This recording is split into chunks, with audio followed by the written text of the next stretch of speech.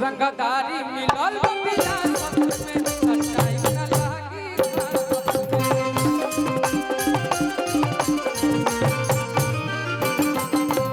ये हमारे टूना भैया के, अरुण भैया के, हेमंत भैया के, बड़का भैया के, द ईस्टर्न ग्रास होटल के जो ऑनर हैं उनका पसंदीदा गाना हमरा के कहले कि गाना जरूर सुने रंगदारी मिलल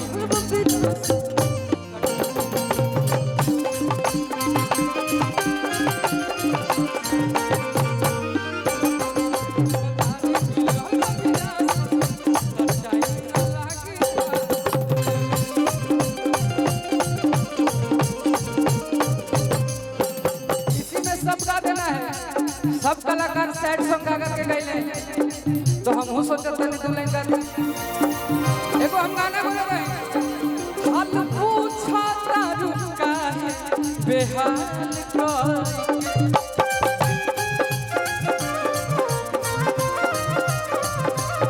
सादा सपना के हमरा मला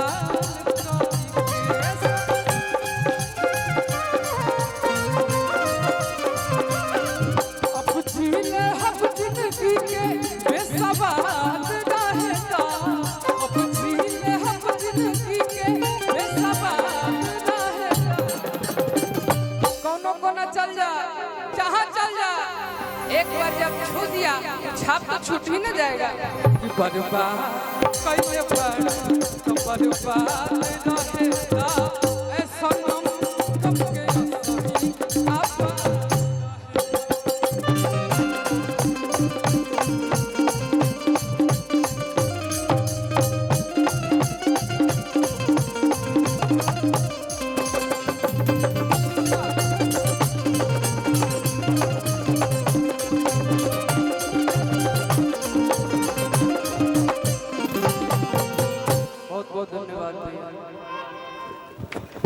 बिक्कू भाई के लिए एक बार जोरदार ताली पूरा गांव की तरफ से बजा दी लोग। और शाहबाद फिल्म में आप काम कर रहे हैं, हम सभी जितने भी यहाँ पे भाई हैं हम सभी भाई इतना खुश हैं कि हमारे भैया गायक रहे। रियल जिंदगी में तो हीरो है भाई, रियल जिंदगी में इसके लाइफ में इतना ट्विस्ट है कि इसी पे वो प्रेम कहानी बन जाएगा।